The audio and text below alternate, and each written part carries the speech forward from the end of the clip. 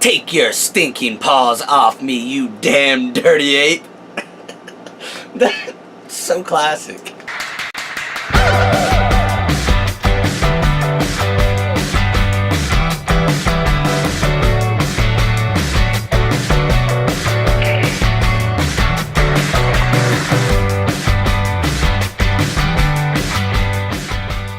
Hey everybody, Corbino here, and Planet of the Apes came out like a week or two back, at least at the time of filming this, or War for the Planet of the Apes, the newest one.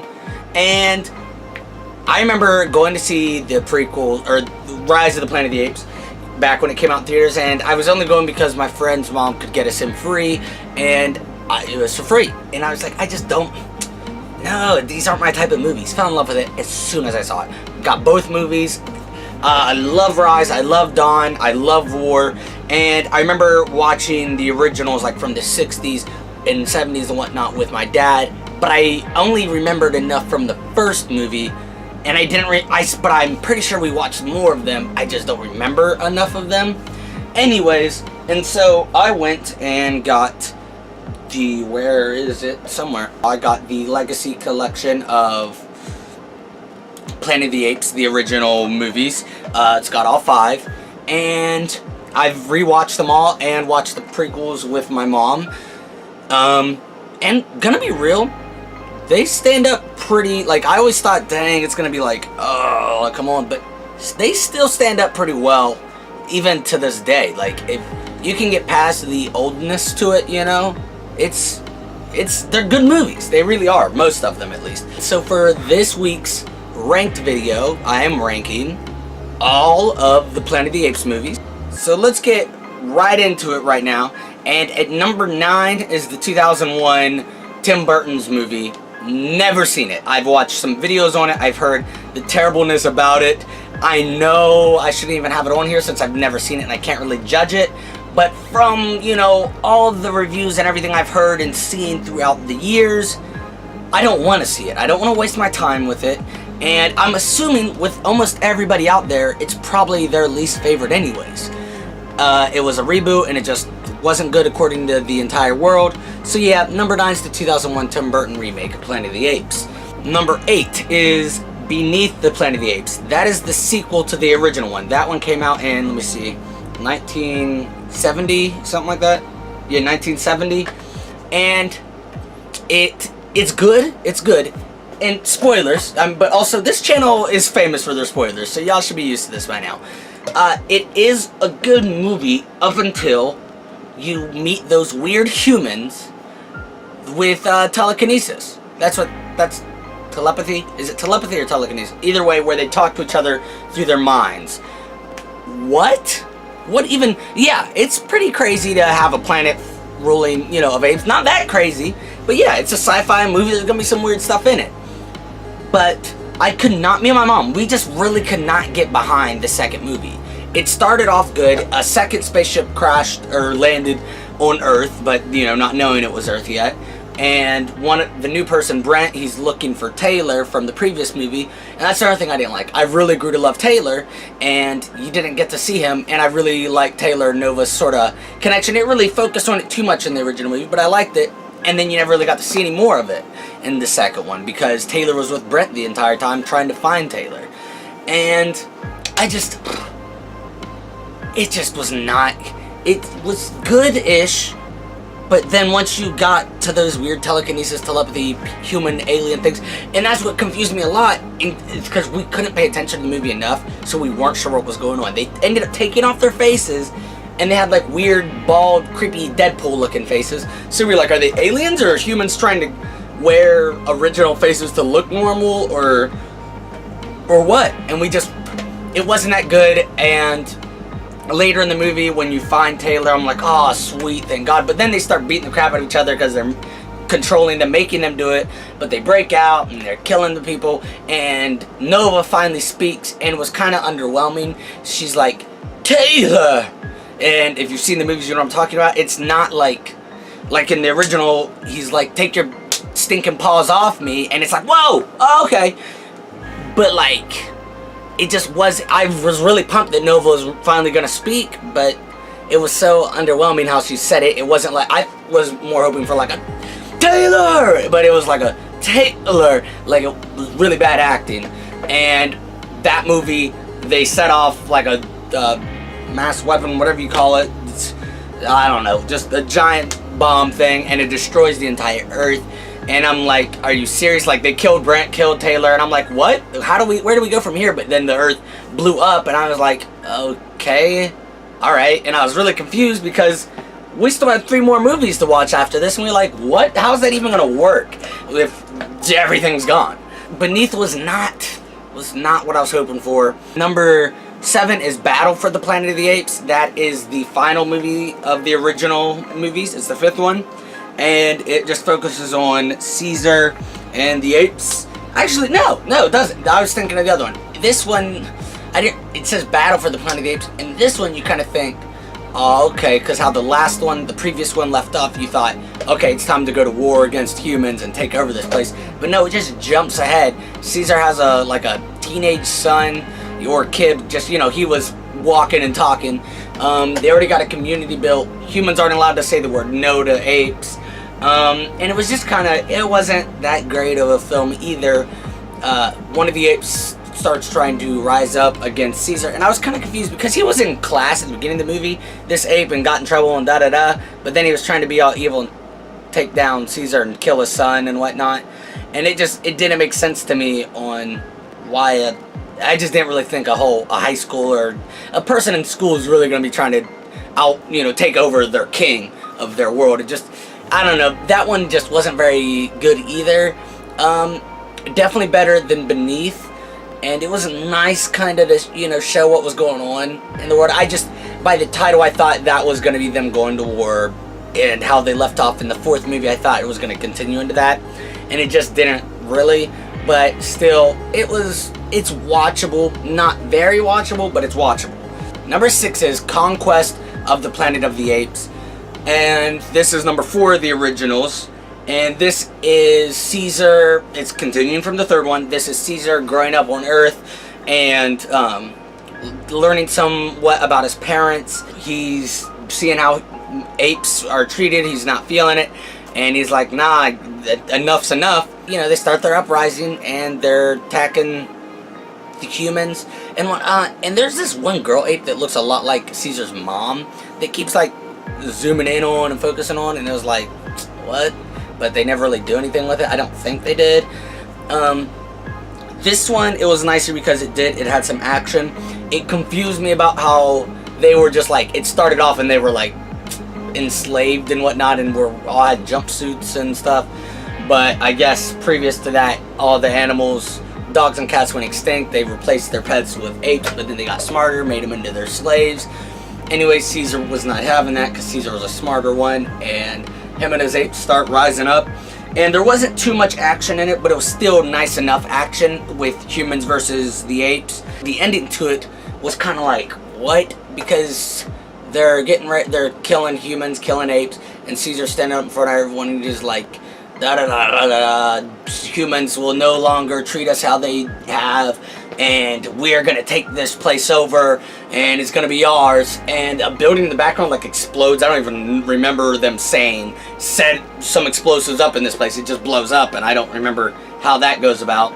But yeah, that happened, and it just sort of ended. So that made me think that in the following movie it would be them going to a legit war, but it just skips over the war. It shows the first little quick battle, but it doesn't really show how Caesar gets control of the place. Number 5 is Escape from the Planet of the Apes. This is the 3rd movie, and the 2nd and 3rd movie kind of take away from the seriousness of it, because what we're seeing in 1, 4, and 5 is apes and humans living on Earth, and it's very realistic, except for the fact that, the apes are taking over. But I mean, I don't know, maybe it could happen. But movie 3, Escape From, starts off with the army checking out some spacecraft that landed, and it was Taylor's old spacecraft. I believe it was Taylor's. And Zira and Cornelius get out. They're the monkeys from the first 2 movies. They're the scientists. They help Taylor and Brett and Nova. But they said that they got in the rocket ship and took off from Earth, and during the war, and they saw it explode and die, you know, up in orbit, and they're like, what? And somehow they get the ship to go back in time, and now they're landing back a couple years or a couple months or something after Taylor originally left Earth, because they even asked them, hey, do you know a Taylor? And they're like, no, we don't, because they don't know if they'll take it well. And it shows them just sort of living their life down there on Earth back in the 70s, and they're going shopping, they're hanging out with other people and whatnot, but people still, some people are all for it, but some people are not really feeling it 100%, and they have a whole a whole session thing about what they should do about the ape uprising and whatnot, and these smart apes, and they want to kill them, and they find out they're pregnant, which will be with Caesar, or they call him Milo, but he later becomes Caesar because of the circus guy that adopts him at the end of the movie. Besides the whole time traveling thing, but it was also kind of cool because it's like, whoa, Caesar, like if his parents would have never came back to the 70s, then the whole ape uprising would have never happened. So it was actually kind of cool, but the humans also still caused it, and it's like, that's on you guys for that. So everyone's after them, trying to get rid of their baby before he can be all smart and stuff. And they find a circus, and this circus dude is all for protecting them. And one of his apes just gave birth, and they trade him out. And you didn't even know they traded him out till the end of the movie, and because they're staying on some boat and they get found, and they kill Cornelius, they kill Zira, and Zira, they shoot the baby, she throws him off the ship, and I'm like, what the? How in the world is Caesar gonna survive that? He clearly got shot. They're all three dead. And I was like, why did she throw him in the water too?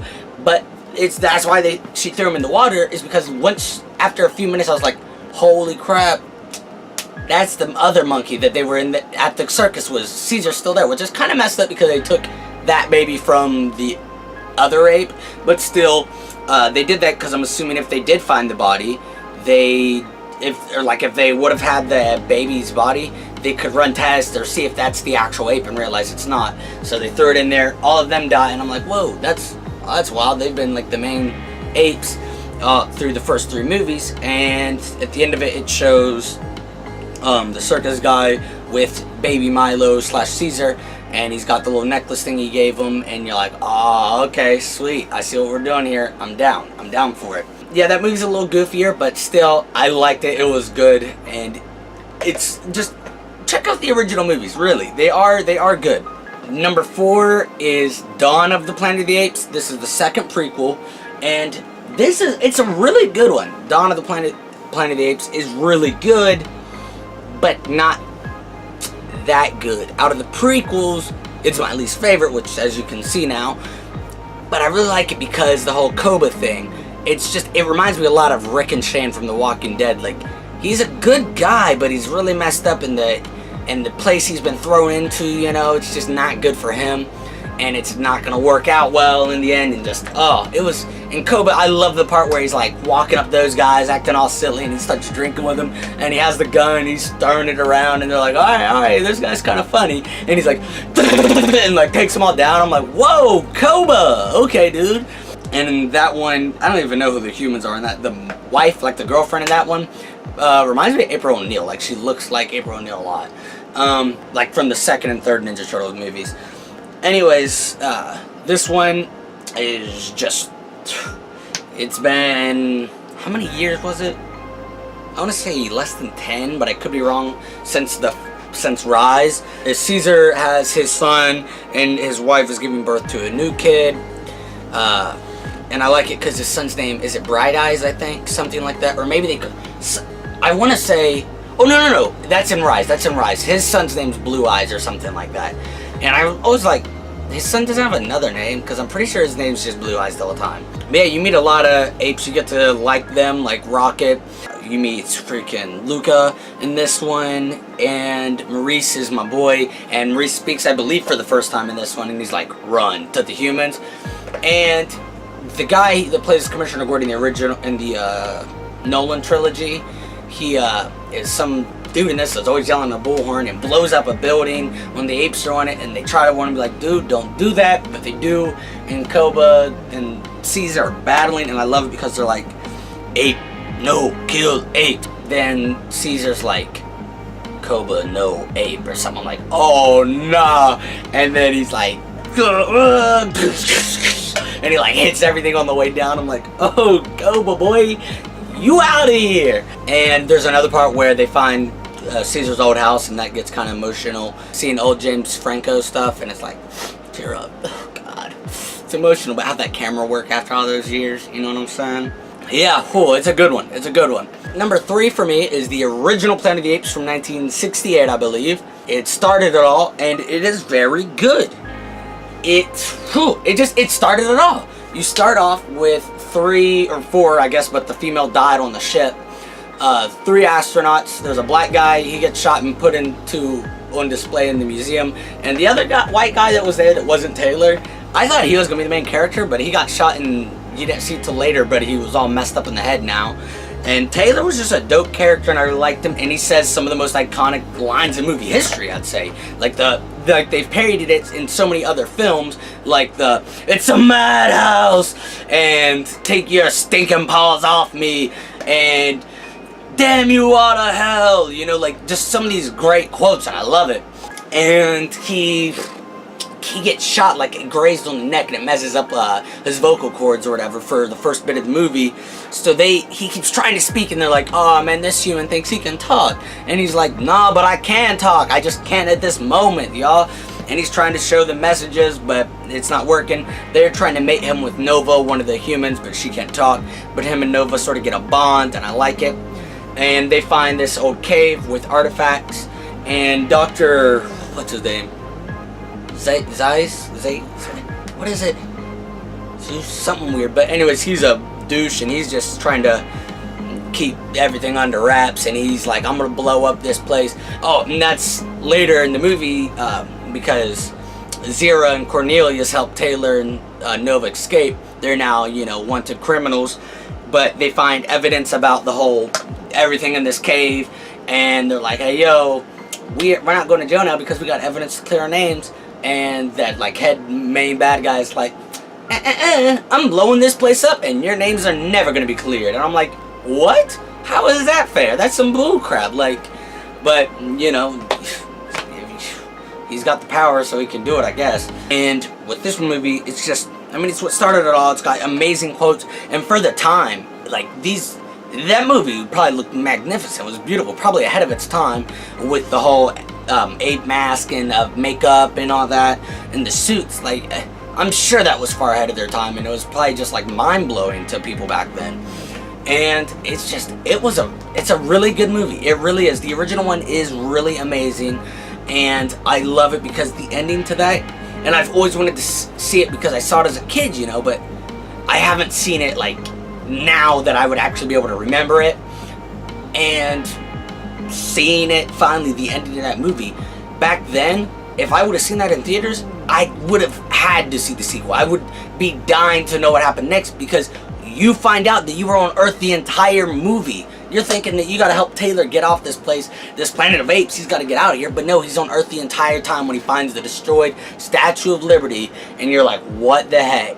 And that's when he says the whole, damn you out of hell. And a lot of people are like, always talk about the apes, and the people are like, always talk about the humans. I think he's talking about the humans. I think he's like, y'all finally did it. We destroyed our own world. I think that's my personal take on it. Number 2 is Rise of the Planet of the Apes. What got me into Planet of the Apes in the first place, because, as a kid I watched those, but I wasn't into them. But Rise of the Planet of the Apes got me into them, made me want to watch all of these. And Rise is really good, and it's amazing because people are really nervous. Like, no, we saw what happened with the Tim Burton's reboot. This is like a reboot, prequel type thing. It's kind of the same universe, but kind of not. And just how they do the motion capture and everything. Andy Serkis destroys it as Caesar, and it's just so iconic. And they have so many Easter eggs, though. It's dope. Like Caesar's playing with a Statue of Liberty at one point. The dude, he plays Julian on The Flash, and Malfoy or something on Harry Potter. I don't know Harry Potter very well, but either way, he's like the mean guard dude in Rise of the Planet of the Apes, and he's always beating them and treating them like crap. And he's like being all mean to the apes, and he's like exiting the place. He's like, it's a madhouse, like Taylor does. And I'm like, okay, all right, I see what you did there. and you meet Maurice, that's my boy, and it's just, you see Caesar, and it hurts you because you see Caesar grow up from birth with, I don't even remember what James Franco's character's name is, but you see him grow up with him. That's his father, you know, and he got taken away because he was protecting his grandfather, played by John Lithgow. He's got dementia or whatever, and some dude's like fighting him on the street. That neighbor was such a deuce, and Caesar went out to protect him, and I mean, you felt so bad because that's what he was doing. He was protecting his family, but they didn't see it as that. They just saw a crazy ape. Let's put him down. We gotta lock him up. That's what happened. And it sucks because Caesar, you know, was like, I want to go home with you, and James Franco's character was trying. He's like, I'll be back for you as soon as I can. And finally, he does come back for him, and Caesar closes the cage on you, and whew, that'll pull your heartstrings right there. Oh my. And like the black guy that's like in charge of the whole facility, I love it when he's like running out and he's in the center and all the apes are above, and they're like, whoa, and start going down at him. And then there's the giant gorilla up on top, or he jumps at the helicopter, and then I think it's Koba that pushes. No, it was the gorilla that pushes him off, because I don't think Koba would have had the strength to do it. Either way, he falls off the bridge, and it's just so dope, and it's so beautiful. Because in the original movies, they'll talk about the ape that started it all, and his famous word was no. And it's dope because that's in these movies. Caesar's like, he's like, take your damn stinking paws off me, saying it to Caesar, and Caesar's like, no! And everyone in the theater, I kid you not, because everyone in the theater, when I saw this, I remember it, we were all like, oh gosh, like laughing, because you knew Caesar was about to fuck this dude up, but you're also like, oh no, you know, getting scared and worried. But then when he says no, the entire theater was like, silence. No one was really expecting it. We were just like, oh my god, wow, that's badass. And it was just, oh my lord, it was fantastic. And it was a great way to like restart the franchise, and it did well, and that brought us to Dawn. And then it brought us to my #1 pick for the Planet of the Apes movies, War for the Planet of the Apes. It came out a couple weeks ago, and it's amazing. It is beautiful.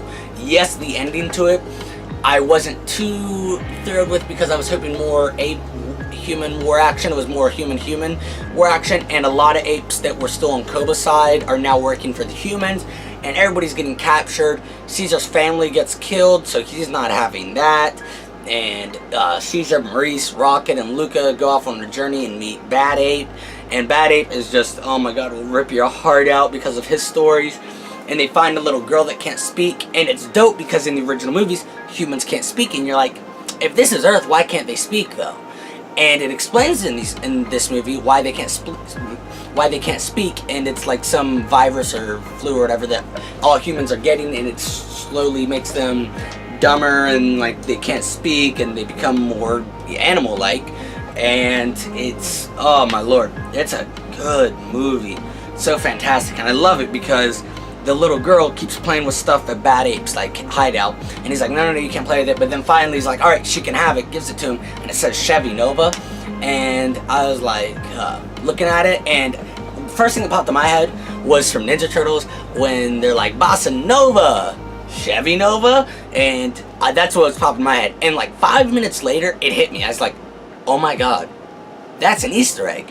Nova is a human in the first movies, and she can't speak.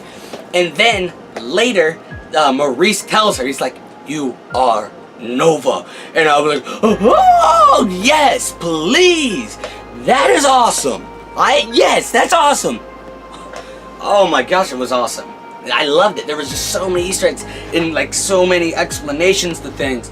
It was just, oh, in this one they have the X like cross humans or ape scarecrows, how the apes do that to humans in the original movies too. And it's just like so much awesomeness. And the end of the movie, Caesar dies, and you're like, dang, that hurts. And Maurice is like, I'll make sure your kid knows what you have done for all of us. And it's like, oh my god, yeah. And the place they go, now I could be completely wrong, it's just what I thought, is that the giant lake area where Taylor like will crash? If not, let me know.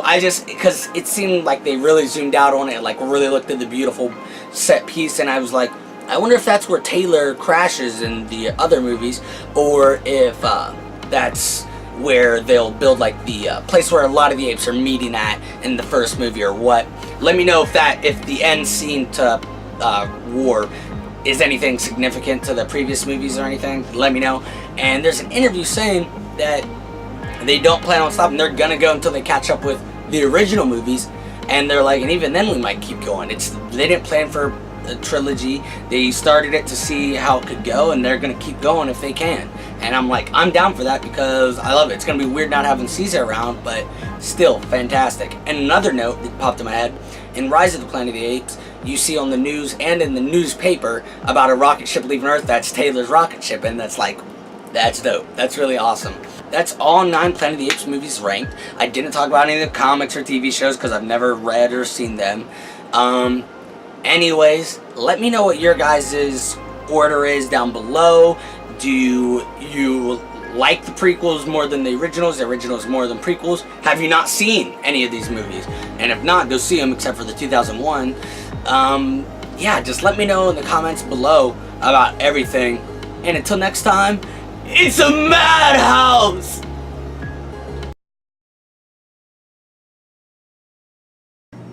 It's cold.